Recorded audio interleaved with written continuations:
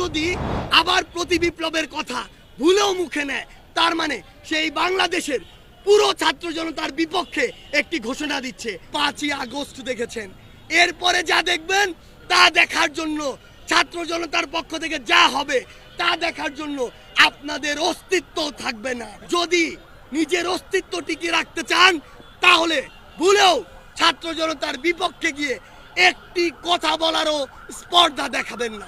যেই ফ্যাসিস্ট সরকার 16 বছর ধরে এই দেশের মানুষকে শাসন ও শোষণ করেছে, তাদের বিরুদ্ধে এই দেশের ছাত্র জনতা ঐক্যবদ্ধভাবে কিন্তু এই বিপ্লবটি ঘটেছে, এই গণ অভ্যুত্থানটি ঘটেছে।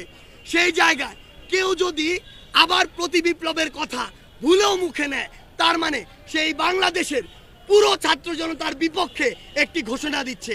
আমরা স্পষ্ট করে বলে দিতে চাই, এটি যারা দিচ্ছে তাদের উদ্দেশ্য যে সৎ নয়, তাদের উদ্দেশ্য যে এদেশের ছাত্র জনতার সাথে সম্পৃক্ত নয়, বরং এই দেশের মানুষকে শোষণ করার সাথে সম্পর্কিত।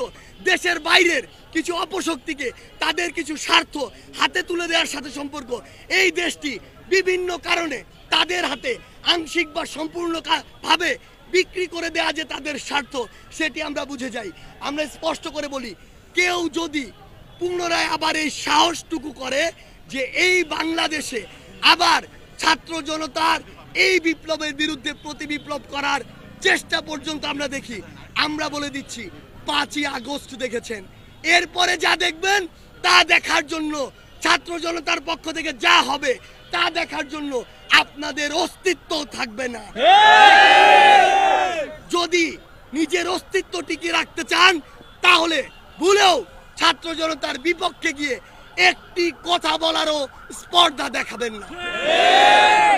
আমরা চাই না এদেশের মানুষের এই ছাত্র জনতার গণ অভ্যুত্থানের পরে সিঙ্গেল কোনো জায়গায় একটু ভোগান্তি হোক। আপনারা দেখেছেন, আমরা কিন্তু শাহবাগে অবস্থান কর্মসূচি দিয়েছি, আমরা দাঁড়িয়েছি মিউজিয়ামের সামনে। আমরা চাই না আমাদের যে ভাই বোনরা রাস্তা দিয়ে চলছে তাদের একটুও ভোগান্তি হোক।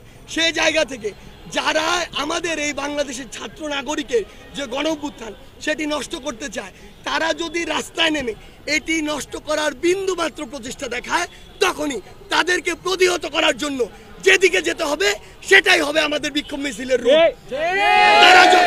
তারা যে সময় বের হবে সেই সময় তাদেরকে প্রতিহত করার জন্য আমরা যখন বের হব সেই সময়টি হবে আমাদের বিক্ষোভ মিছিলের সময়।